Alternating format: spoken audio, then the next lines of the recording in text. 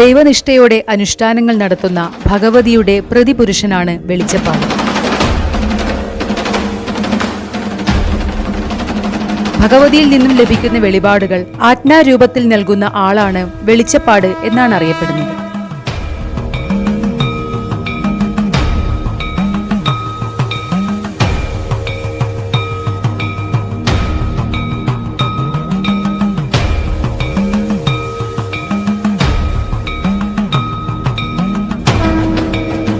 വെളിപാടുണ്ടായാൽ വാള്, ചിലമ്പ്, അരമണി തുടങ്ങിയവ അണിഞ്ഞ് വെളിച്ചപ്പാട് ദേവനർത്തനമാടും.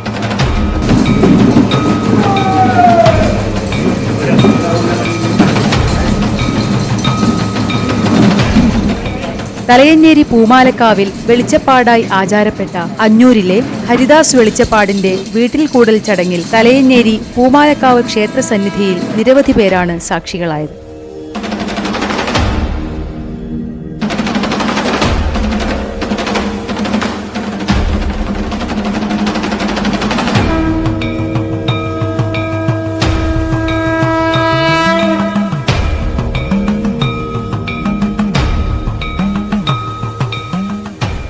ഹരിദാസൻ വെളിച്ചപ്പാട് ആചാരപ്പെട്ടതിൻ്റെ ഭാഗമായിട്ട് വീട്ടിൽ കൂടുതൽ ചടങ്ങാണ് ഇന്നിവിടെ നടക്കുന്നത്. അത് ക്ഷേത്രത്തിലെ എല്ലാ ആചാരക്കാരും അതുപോലെ തന്നെ സ്ഥാനികന്മാരും മറ്റ് ഉത്തരവാദപ്പെട്ട ദേവസ്വം കൂട്ടായിക്കാരും സമുദായക്കാരും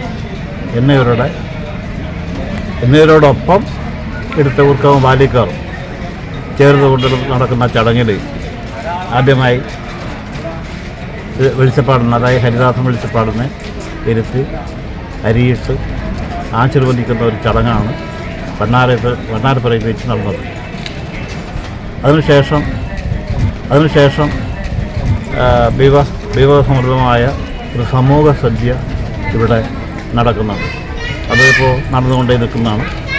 അപ്പോൾ അതിനുശേഷം അയാളുടെ ഹരിദാസൻ വെളിച്ചപ്പാടിനെ അയാളുടെ വീട്ടിലെത്തിക്കുകയും അവിടെ ഈ പരിപാടിയുടെ സമാപനമായി നടക്കുന്നതാണ്. ആചാരക്കാർ, സ്ഥാനികർ, കൂട്ടായിക്കാർ, ദേവസ്വം അംഗങ്ങൾ, ബാല്യക്കാർ തുടങ്ങിയവരുടെ സാന്നിധ്യത്തിലാണ് ചടങ്ങ് നടന്നത്.